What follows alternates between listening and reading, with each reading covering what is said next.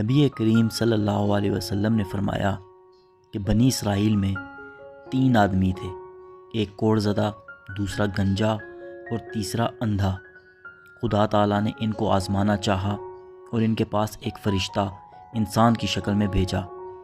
پہلے وہ کوڑ زدہ کے پاس آیا اور پوچھا کہ تجھے کون سی چیز پیاری ہے؟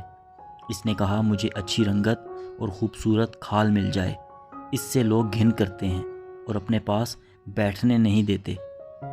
اس فرشتے نے اپنا ہاتھ اس کے بدن پر پھیرا تو اسی وقت وہ اچھا ہو گیا اور اچھی کھال اور خوبصورت رنگت نکل آئی۔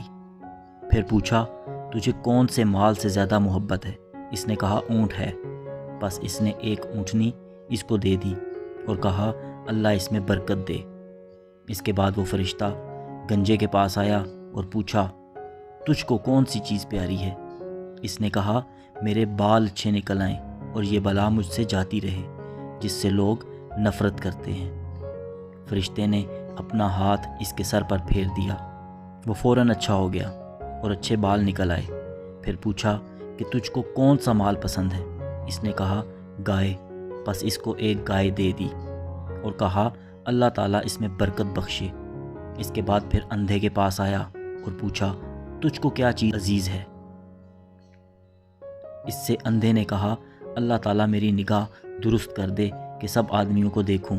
اس نے اس کی آنکھوں پر ہاتھ پھیر دیا اور وہ اچھا ہو گیا اور پوچھا کہ تجھ کو کون سا مال پسند ہے؟ اس نے کہا بکری۔ پس اس کو ایک بکری دے دی گئی۔ تینوں کے جانوروں نے بچے دیے۔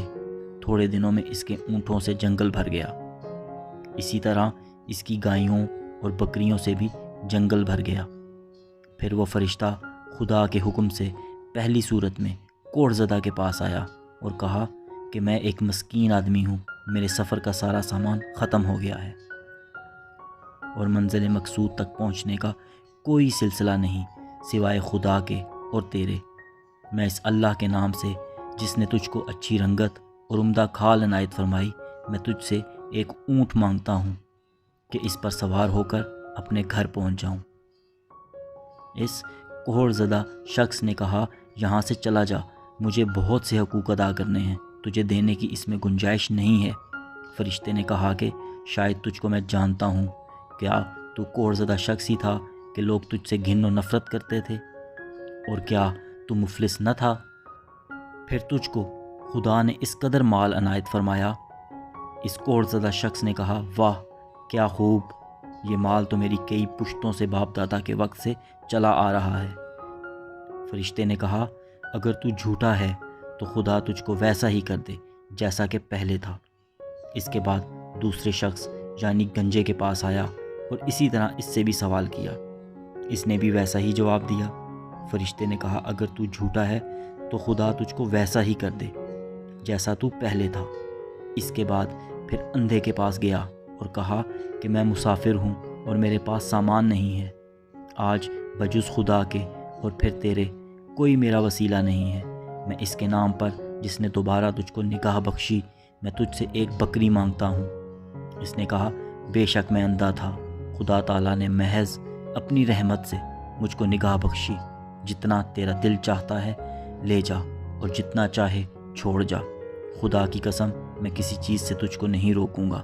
فرشتے نے کہا کہ تو اپنا مال اپنے پاس رکھ، مجھے کچھ بھی نہیں چاہیے، فقط تم تینوں کی آزمائش مقصود تھی، وہ پوری ہو گئی۔ خدا تجھ سے راضی ہوا اور ان دونوں سے ناراض ہوا۔ خیال کرنا چاہیے کہ ان دونوں کوڑ زدہ اور گنجے کو ناشکری کا کیا نتیجہ ملا کہ ان سے تمام نعمت چھین لی گئی، جیسے تھے ویسے ہی ہو گئے اور خدا ان سے ناراض ہو گیا۔ دنیا اور آخرت میں دونوں نامراد ہوئے۔ اس اندھے کو شکر خداوندی کی وجہ سے کیا عوض ملا کہ اس کے مال میں مزید اضافہ ہو گیا۔ خدا اس سے راضی ہوا اور دنیا و آخرت دونوں میں کامیاب ہوا۔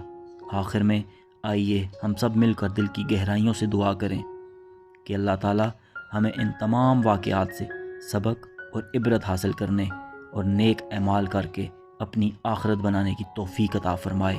آمین یا رب العالمین۔